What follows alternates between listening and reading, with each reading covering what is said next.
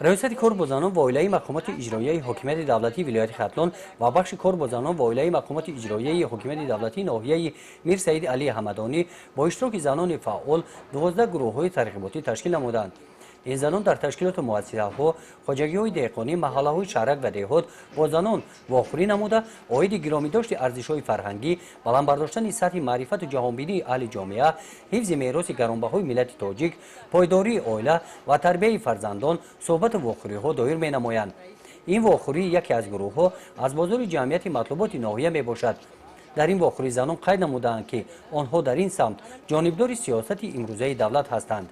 با گفته‌های جناب عالی پیشوای ملت ریزوگی دادیم زنان ناحیه حمدانی می‌خواهیم که بیگانه پرستی نباشه، لباسای تاجیکانه خود را در تن کنیم و هیچ وقت به بیگانه پرستی راه ندهیم. همین گونه جمعیت در مرکز ناحیه میر سعید علی حمدانی با اشتراک زنان همه جماعت‌های دهات ناحیه دایر گردید.